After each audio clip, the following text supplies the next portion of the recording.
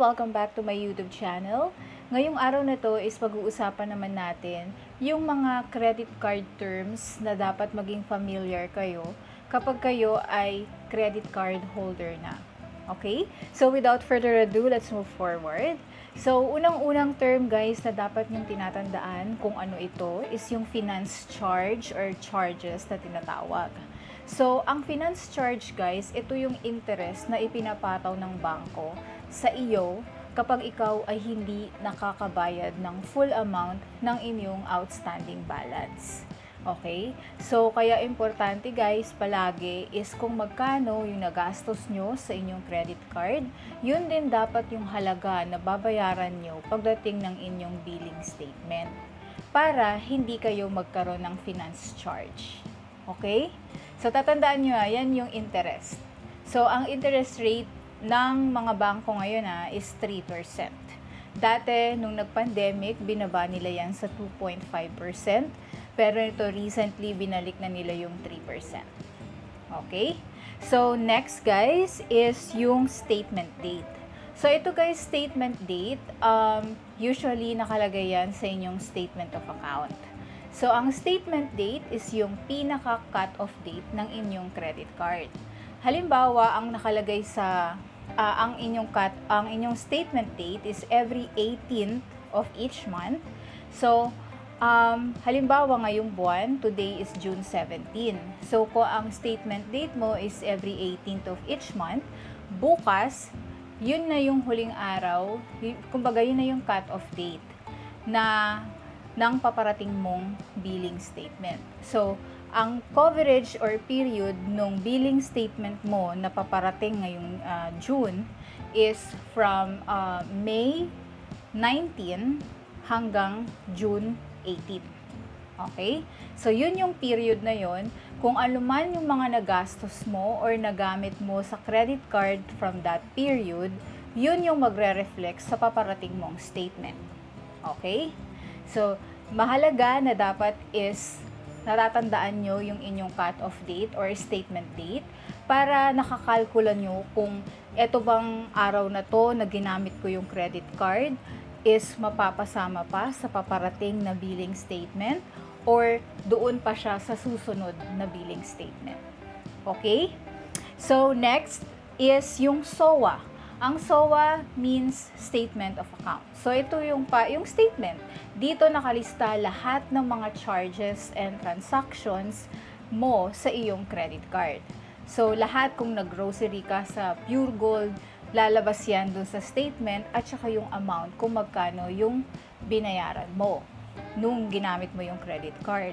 So, mahalaga na chine-check nyo yan mabuti bago kayo magbayad para ma-make sure lang na tama yung mga charges. Kung tama ba yung amount na nakalagay doon. Kasi mamaya 3,000 lang binayad mo, tas 3,500 yung nandun sa statement. So, ang mahalaga is i-check nyo sila or i-check nyo yung statement nyo bago kayo magbayad para kung meron man mali is ma-erase nyo agad or ma-dispute nyo kaagad sa bangko para ma-reverse nila yun. Okay? And usually guys, ang statement of account or SOA, sinisend ng bangko yan within 7 banking days after ng statement date nyo.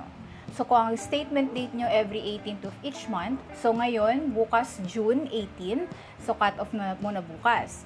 So within 7 banking days from June 18, wait nyo lang, marireceive nyo rin yung SOA ninyo. And usually sinisend yan via email.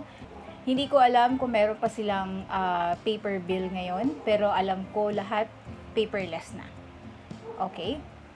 So, next guys is yung AF or annual fee or tinatawag din nilang monthly membership fee. So, ang annual fee guys is usually charge ng bangko ng credit card issuer yearly. Kaya annual fee ang tawag. So, ito yung parang pinaka-maintenance fee sa paggamit mo ng credit card. So, may mga bangko na nagbibill ng monthly ng annual fee. Kagaya ni BDO. Si BDO, monthly siya naniningil. Ang tawag sa kanya is monthly membership fee. So, makikita niyo yan palagi sa inyong SOA or Statement of Account. Kaya huwag kayong magtataka kapag may nakita kayo niyan. Kasi yan po yung pinaka-annual fee nyo na. Okay, so may mga banks na yearly naniningil, and meron din naman kapag bago yung credit card, inactivate mo.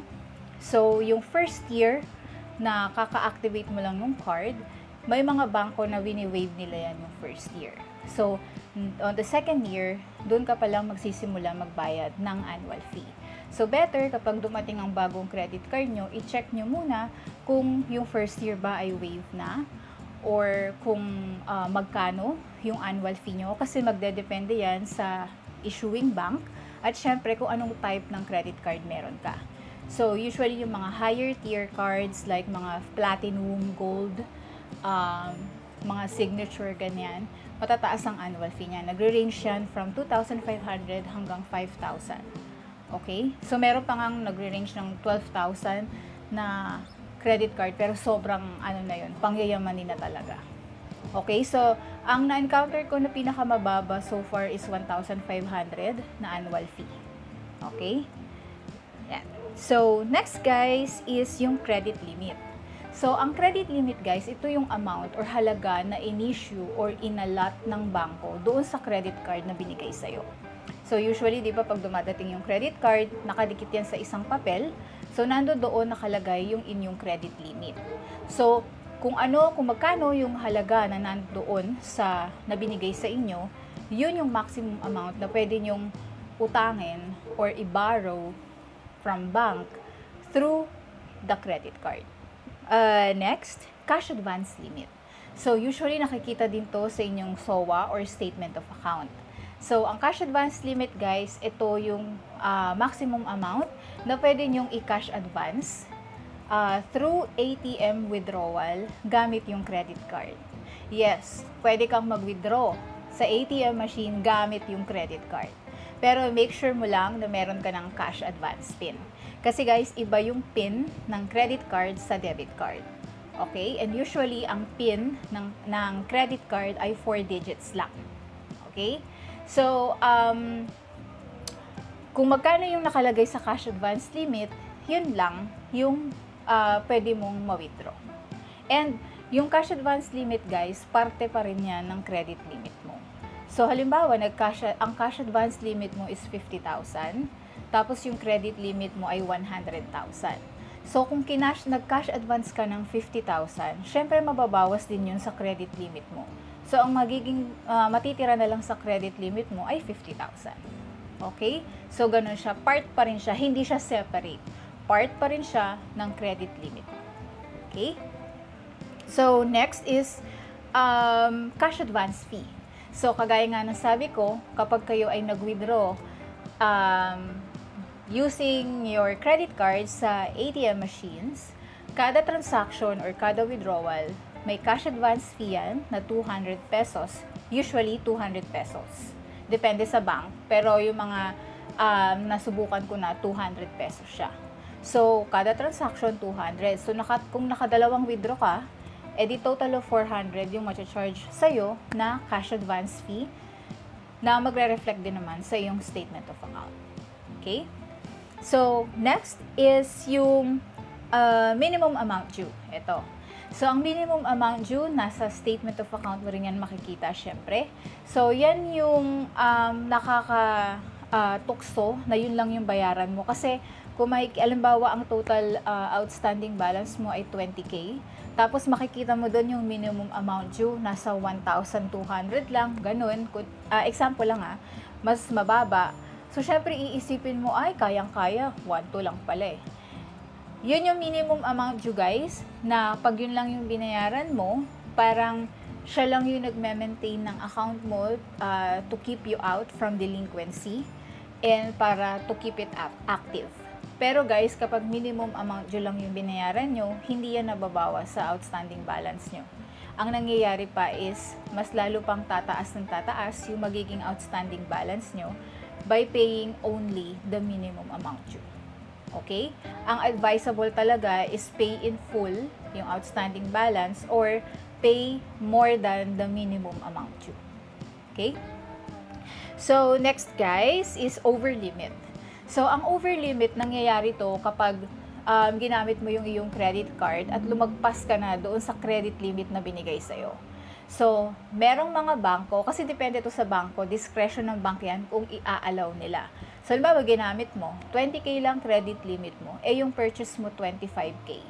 So, merong mga bangko na ina-allow yan. So, kahit na 20K lang yung credit limit mo, sinwipe, nag-go through. Wala kang naging problema. So, may fee na kagad yan, guys, kasi sumobra ka na doon sa tinakdang credit limit mo lang. So, usually, ang over limit fees nagre-range from 500 pesos to 1,000. Depende po sa bank at depende rin sa card type na meron. Sa type ng card na meron ka.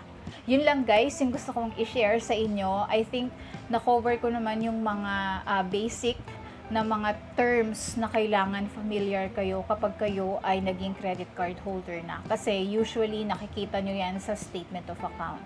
Para hindi naman kayo confused kung ano ba yun.